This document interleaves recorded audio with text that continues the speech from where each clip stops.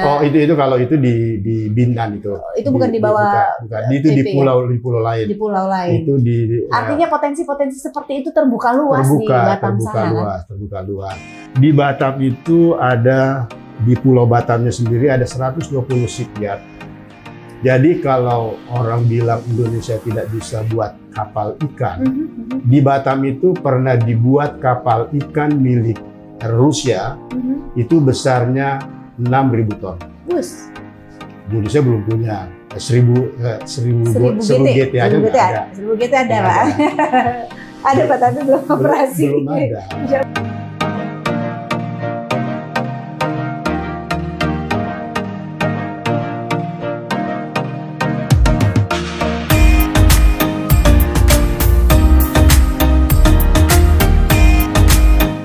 Fir Ngaco kembali lagi. Kali ini Nelly, host Ngaco, akan ngobrol ala Indoposko, akan membawakan tema yang spesial yang mungkin selama ini belum sering terekspos.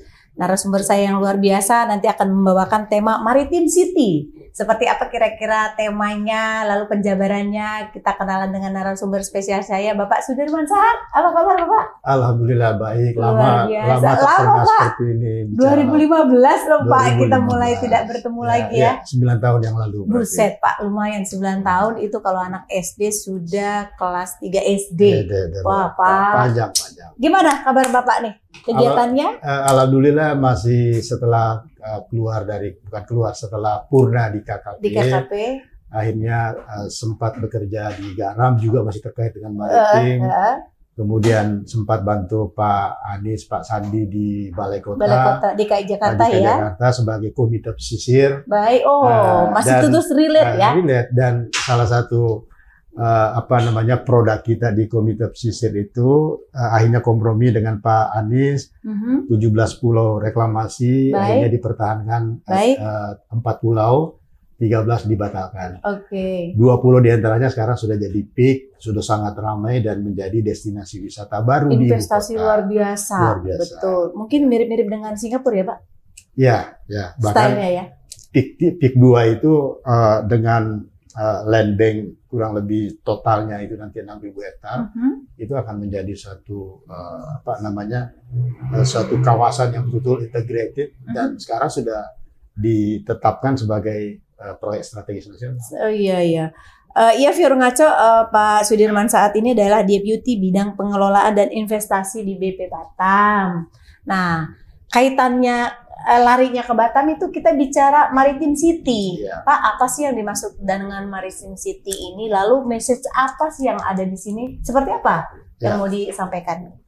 Jadi yang pertama tentu saya sebagai orang yang sangat lama di kementerian, dari awal tahun 2000 sampai 2015, berarti 16 tahun.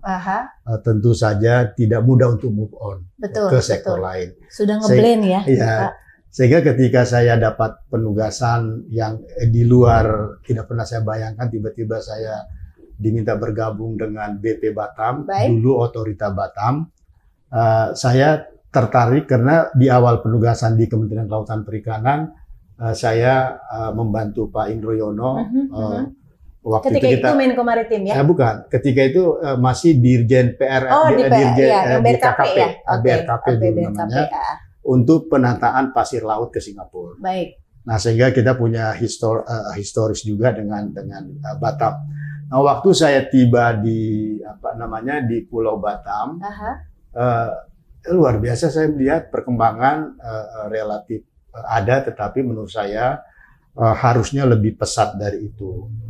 Lalu melihat Provinsi Kepulauan Riau secara keseluruhan, 96% wilayahnya laut.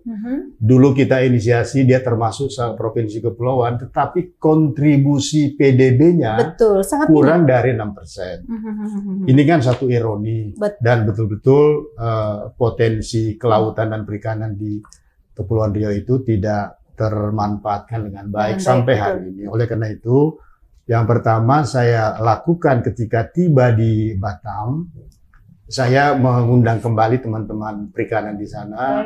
Ada Jeffrey, ada siapa lagi namanya, ada beberapa lah.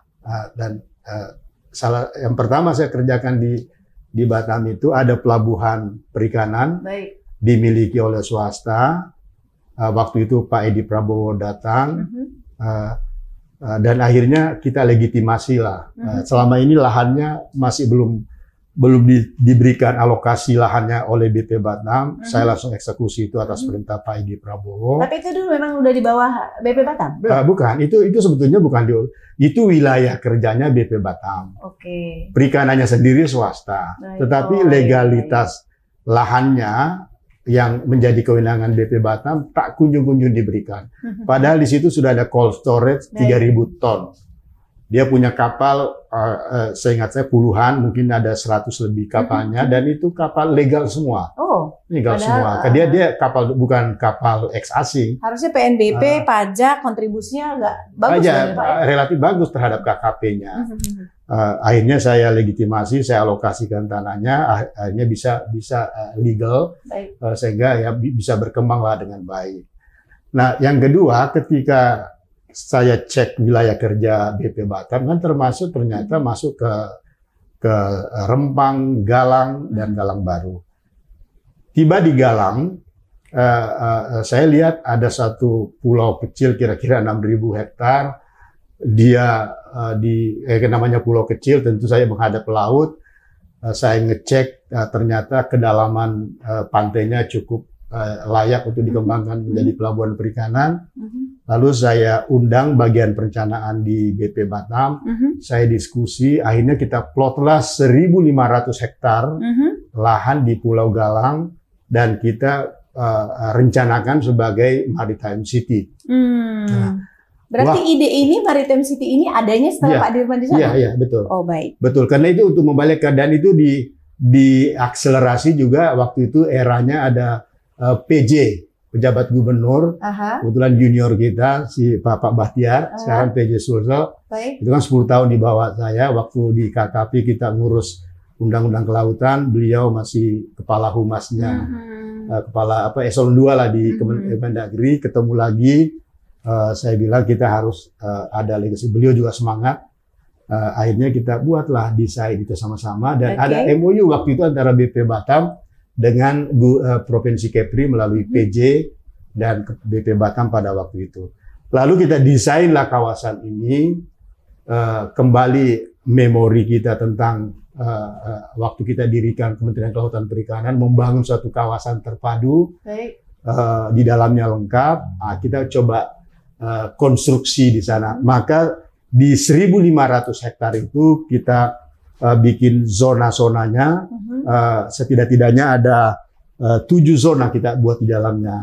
Zona pertama sebagai core bisnis dari kawasan itu adalah perikanan tangkap. Jadi ada zona pelabuhan, kemudian ada zona kawasan atau zona industri perikanan. Bukan hanya perikanan tangkap nanti pikiran kita, zona industri perikanan. Yang ketiga, zona edukasi dan riset. Yang kelima, perikanan tangkap, pelabuhan, industri, edukasi. Kemudian juga akan ada pariwisata bahari. Jadi ada kita kembangkan destinasi wisata baru dalam bentuk waterfront city.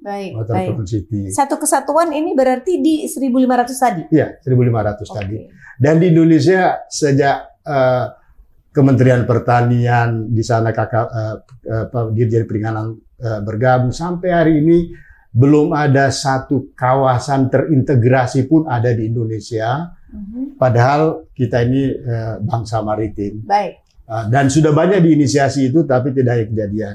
Nah, saya berharap, sebetulnya kemarin kita ngobrol dengan senior-senior di masyarakat perikanan Nusantara, bangkit lagi semangat ini. Bangkit lagi semangat ini bahwa Maritime City ini harusnya menjadi semacam laboratorium lapangannya MPN. Nah, bayangkan kalau itu kejadian, hitungan awal kami di sana akan ada investasi kurang lebih 6,5 atau 7 triliun. Dan seluruh sektor maritim, apalagi kalau hanya di KKP, semua ada kerjanya di sana, ada perikanan tangkap. Nah di kawasan di Rempang di Pulau Galang ini, itu kan di sekitarnya ada seluruh Kepulauan Kepri itu kan ada 3.000 pulau kecil. Nah kita bagian daripada Maritim City ini akan diberdayakan let's say 100 sampai 500 pulau kecil. Kita ajari mereka budidaya. Waktu itu saya bicara dengan Bu Esther, beliau sedang sudah berjalan sih bisnisnya waktu itu di Karimun. Itu tapi sempat mati ya? Sekarang mati karena COVID kemarin luar biasa tuh memukul itu dengan komoditi kakap putih, kakap putih, baramundi dan rumput laut. Jadi ada komoditi perikanan tangkapnya masuk di dalam kawasan industri, ada budidayanya baramundi dan rumput laut, dan yang ketiga ini juga penting adalah ikan hias. Ikan arwana kita kan dari Kalimantan Barat pusatnya itu, tetapi eksportir arwana terbesar di dunia kan Singapura. Demikian pula banggai cardinal fish, apalagi ikan Nemo itu semua kita kalah dari Singapura. Nah saya sudah roadshow juga ke mereka, dan di Singapura sekarang ini kan land rent-nya semakin tinggi. Nah sehingga mereka juga tertarik bisa relokasi ke Maritim City, tetapi bisnisnya masih tetap menjalankannya. Saya kira itu suatu kolaborasi yang win-win lah gitu. Baik, berarti cakupan Maritim City ini yang lima tadi ya, berarti ya Pak ya, terintegrasi 1 hektar. Pak, 1.500 hektar. Sebenarnya gini, dulu kan era pemerintahan kita yang 10 tahun terakhir ini ternyata kalau menurut saya ini baru dimunculkan, kayak begitu telat ya Pak. Kalau datangnya terintegrasi dengan program yang tol maritim dan tol laut dan lain sebagainya, ini harusnya relate ya dengan tiga. Tapi tidak ada kata terlambat tentunya Pak. Terus ada banyak juga yang Bapak baru di sana tentunya ya. Lalu apa setelah datangnya Maritim City ini, program ini apa yang sudah mulai berjalan di sana? Yang pertama tentu karena waktu saya paparkan ini ada rapat dipimpin oleh Pak Menko Marves, Pak Luhut, waktu itu hadir Pak Edi Prabowo dan Pak BKS. Saya paparkan ke beliau dan beliau mensupport ide ini, tetapi beliau pesankan jangan mengandalkan dana APBN, cari investor. Nah itulah sebetulnya dalam 3 tahun terakhir ini kan kita roadshow kemana-mana dan beberapa juga investor domestik sudah mulai tumbuh, sudah mulai terbaik.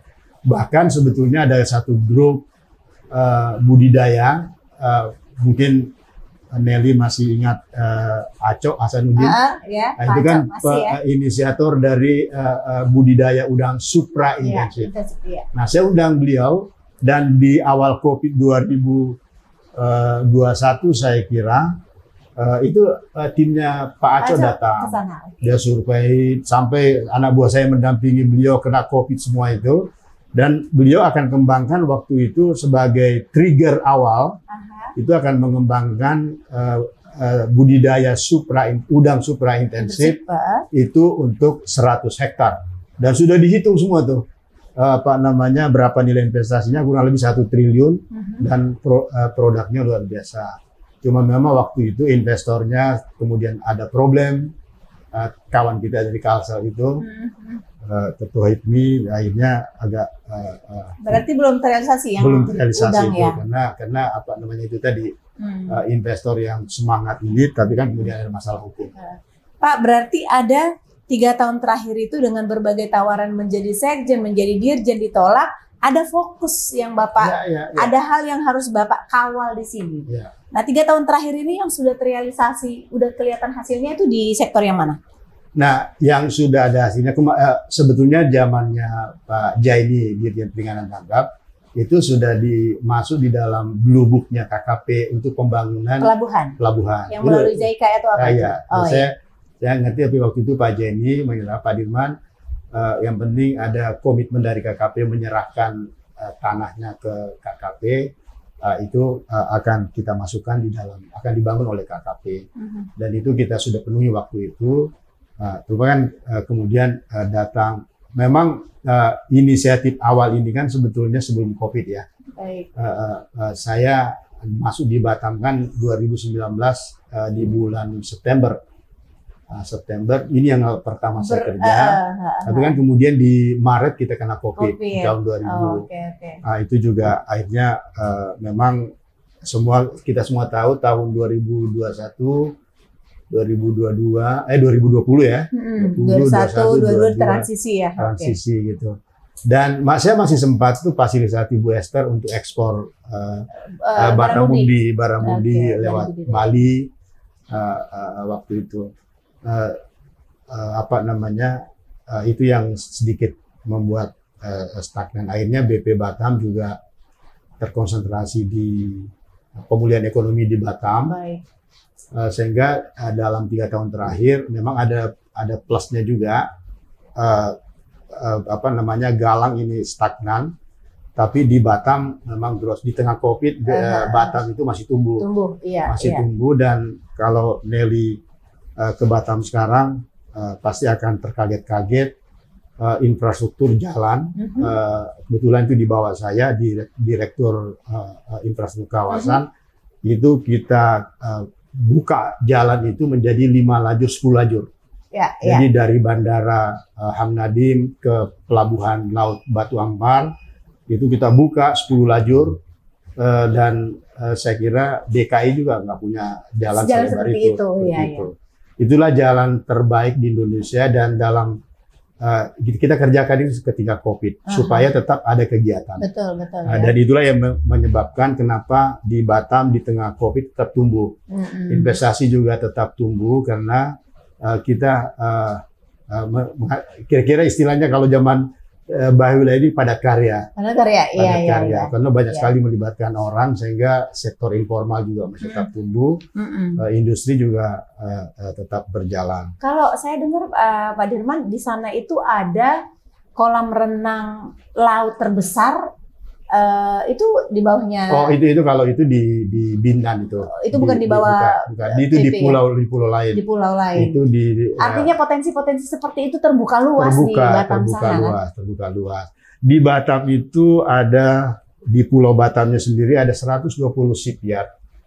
Jadi kalau orang bilang Indonesia tidak bisa buat kapal ikan, di Batam itu pernah dibuat kapal ikan milik Rusia, itu besarnya 6.000 ton.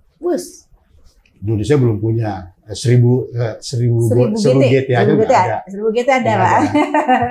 Ada Pak, tapi belum operasi. Belum ada. Bu Esther 300 GT. Ada yang 600 Pak. Nah itu ada.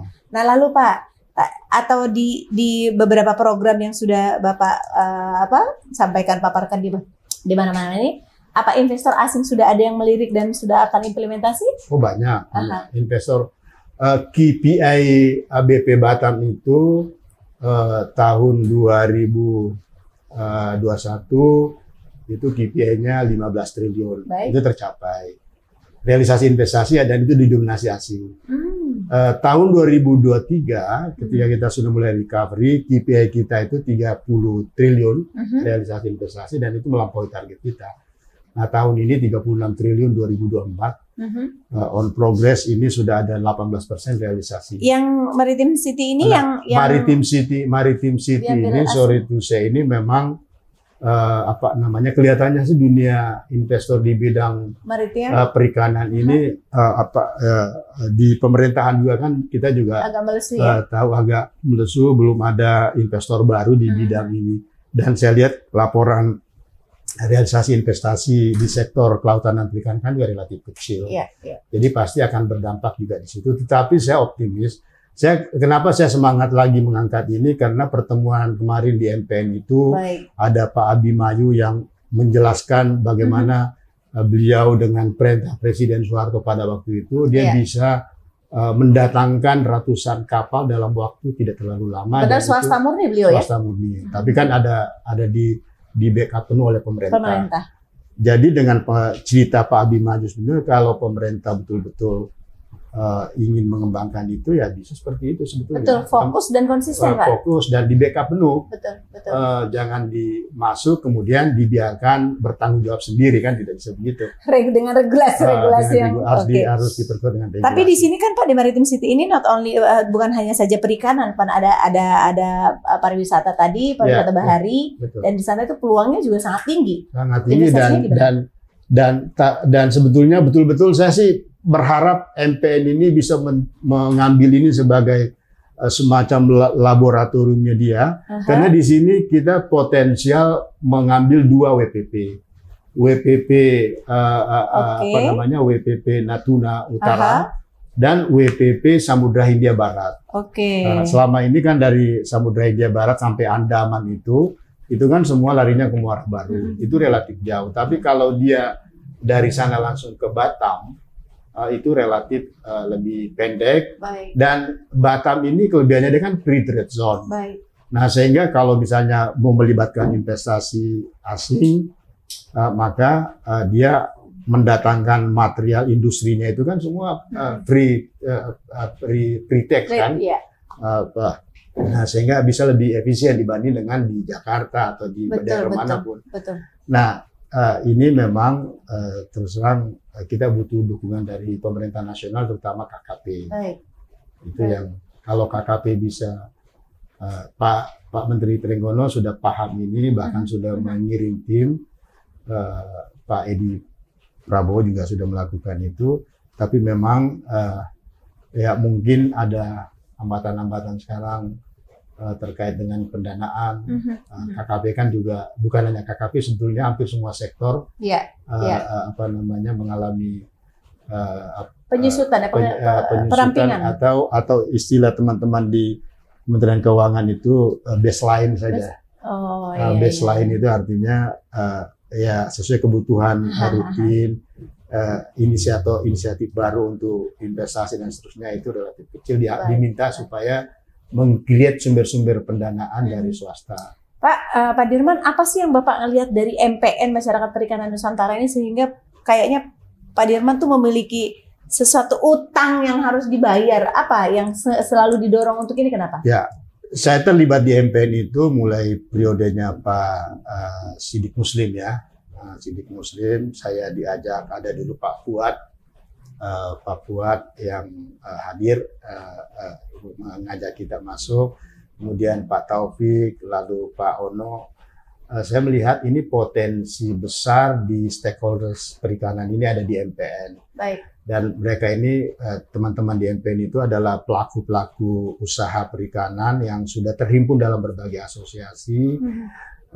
Tetapi penasaran saya kenapa tidak bisa menjadi satu kelompok kolaborasi yang bisa men-trigger atau paling tidak bisa bermitra dengan KKP supaya kembali ke semangat awal pendirian Kementerian Kelautan Perikanan. Pak, saya tertarik nih, Bapak kan di BP Batam, dan ternyata kita pernah ada tahu terkait persoalan di Rempang. Itu kabarnya ada relokasi dan itu di bawah kewenangan oleh BP Batam. Bagaimana kabarnya sekarang itu, Pak? Rempang ini sudah ditetapkan sebagai proyek strategis nasional, dan Pulau Rempang ini luasnya 17.000 hektar.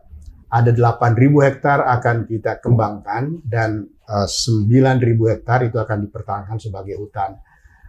Sudah dibuat juga zona-zonanya, termasuk di dalamnya ada 2.600 kurang lebih KK yang mesti bukan digusur, bukan sebenarnya di resettlement.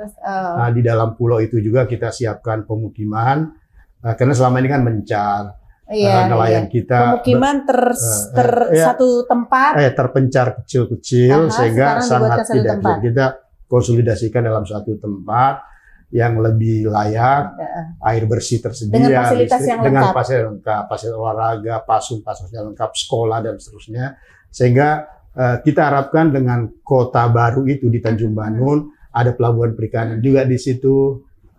Kita harapkan menjadi sebuah kampung nelayan, kampung pesisir yang maju. Karena lengkap di sana anak-anak nelayan cukup ke sekolah jalan kaki. Fasilitas sekolah. Karena lengkap semua di dalam Kawasan 100 hektar itu bisa menampung 1.000 rumah. Mereka diberikan tanah hak milik 500 meter, dibangunkan rumah tipe 45, tunggal tidak kopel, sehingga betul-betul sertifikat hak milik semua leluasa kita beri. Jadi Rempang ini memang kemarin kan sempat bentrok, ada heboh lah ya. Heboh, sebetulnya memang ada miskomunikasi antara pemerintah, terutama BPD Batam dengan warga. Sebetulnya waktu itu kita hanya mau mengukur batas-batas hutan, tetapi message yang sampai ke warga kita mau gusur. Makanya terjadilah bentrok itu. Tapi bisa ditangani dan alhamdulillah sekarang sudah kondusif. Baik. Jadi saya ingin mengatakan bahwa pemerintah tidak mungkin menyengsarakan rakyatnya. Ya. Warga ini kita pikirkan sehingga tetapi investasi juga harus jalan. Baik. Karena ini kawasan strategis di perbatasan dekat dengan jalur Selat Malaka, ada 83.000 kapal lalu lalang di situ. Oleh karena itu kita ingin memanfaatkan wilayah ini, warga kita berdayakan dengan memukimkan kembali di suatu kawasan di Tanjung Banun, lengkap fasilitasnya, hak milik atas tanah 500 meter, rumah tipe 45 dibangunkan, listrik, air, lengkap semua. Sekolah, lapangan olahraga, pelabuhan perikanan, tempat pelelangan ikan, semua akan dibangunkan. Ini mungkin bisa menjadi contoh nanti kampung nelayan maju. Itu dia betul, kampung nelayan maju. Okay. Dan makanya lagi-lagi 2 proyek yang kita inisiasi di Rempang dan di Galang ini 2 pulau berdekatan, itu semua berbau maritim dan memang Batam adalah wilayah maritim. Dia adalah pulau-pulau kecil, gugusan pulau kecil dikelilingi oleh laut yang sangat 96% wilayahnya laut. Ya. Harusnya dulu Pak Jokowi menyebutnya kita sekarang menghadap ke laut. Ke laut, ya. Jangan membungkungi laut. Jangan membungkuni laut. Iya, betul. Tapi nggak terlalu telat kan Pak, udah di injury time. Lanjut. Ya, saya sih yakin ya dengan justru di masa sekarang ini kita berharap transisi pemerintahan kita akan mencoba mencatatkan ini sebagai suatu legacy yang belum selesai sehingga mudah-mudahan akan dilanjutkan oleh pemerintahannya. Okay. Pak, di sana itu kan selain ini tadi ada pekerjaan besar yang Bapak sampaikan itu seperti hilirisasi silika itu membutuhkan 35.000 orang, bahkan masyarakat Rempang sendiri nggak cukup, berarti harus mendatangkan untuk menumbuhkan ekonomi tentunya. Ya, betul. Gimana gambarannya Pak? Dan kalau itu kejadian maka 5 tahun ke depan ada 35.000 orang. Pasti tidak semuanya akan tertampung di dalam kawasan industri perumahannya. Maka tadi warga yang dimukimkan kembali di Banun itu punya tanah 500 meter, dia bisa bikin kos-kosan aja di situ. Itu bisa menampung tenaga kerja 30.000 tadi. Dan dia bekerja juga? Dia bekerja juga di situ. Atau dia bisa, ya let's say perikanan lagi, kita bisa dibantu oleh pemerintah nanti oleh KKP dengan terpal-terpal untuk budidaya lele. Ini kan untuk memberi makan 35.000 orang ini, dia butuh ikan, butuh daging, butuh cabai, butuh beras. Artinya pertumbuhannya multiplier effect. Multiplier-nya akan ada dan itu bisa dikerjakan dengan ekonomi di tingkat lokal. Jadi sebetulnya dengan investasi seperti ini maka harapan baru akan bangkit dan warga juga akan menerima manfaat yang besar. Betul. Artinya akan tumbuh mungkin kawasan ekonomi baru di sana ya, di pulau-pulau itu ya Pak. Lalu sebenarnya investasi ini mahal nggak sih Pak? Kalau berhitung Pak Dirman sendiri berhitung investasinya berapa dan berapa lama baru kita melihat wujud mimpi kita tadi? Jadi tahap 1 di Rempang Eco City, proyek strategis nasional Rempang Eco City, tahap 1 itu akan membutuhkan lahan 2.370. 1.150 diantaranya akan digunakan untuk hilirisasi pasir silika yang akan merealisasikan investasi dalam 5 tahun dari tahun, kalau dia mulai tahun 2000 katakanlah 2025, dalam 5 tahun ke depan 2029 itu akan ada 11,5 miliar US dollar atau setara dengan 178 triliun. Lalu akan mempekerjakan 35.000 tenaga kerja baru. Dan ini pasti akan menyerap seluruh warga Rempang. Saat ini juga BP Batam sudah kerjasama dengan 2 universitas lokal untuk Politeknik Negeri Batam juga untuk mendidik anak-anak Rempang ini dalam pendidikan vokasi untuk mempersiapkan mereka masuk di industri hilirisasi pasir silika ini. Nanti akan memproduksi solar panel. Pasir silika tadi itu diproduksi. Produksi menjadi kaca, kaca-kaca menyerap matahari. Maka setelah itu tahun ke-6 akan dikembangkan lagi solar pump, PLTS. Dan Perdana Menteri Lee kemarin di Bogor ketemu dengan Pak Jokowi dan sudah sepakat bahkan sudah ada 5 perusahaan yang ditunjuk atau ditetapkan oleh Singapura untuk bisa mensuplai listrik tenaga surya dari Indonesia. Ada 4 wilayahnya di Batam dan 1 di luar Batam. Bayangkan kalau ini nanti berikutnya lebih tinggi lagi ya investasinya. Itu besar sekali. Itu saja baru nggak ada hampir seperempat ya. 1.100 sekian HA, masih ada 8.000 lagi. Masih ada 7.000 lagi. Yang 7.000 lagi potensi untuk investasi jangka panjang. Duh, Pak Dirman, selain kita sudah 9 purnama belum ketemu, ngobrolnya kayaknya nggak putus-putus ya. Nanti mungkin gini, saat ini kan Viewer Ngaco, Pak Dirman ini bertandang ke Jakarta. Nanti tim podcast Ngaco setuju nggak kita bertandang ke tempatnya Pak Dirman di Batam? Kayaknya udah senyum-senyum nih kruku. Jadi artinya Pak Dirman, terima kasih untuk waktunya. Sama-sama. Ini masih koma loh Pak, belum masih titik. Koma, Jadi masih ada code to be continue-nya.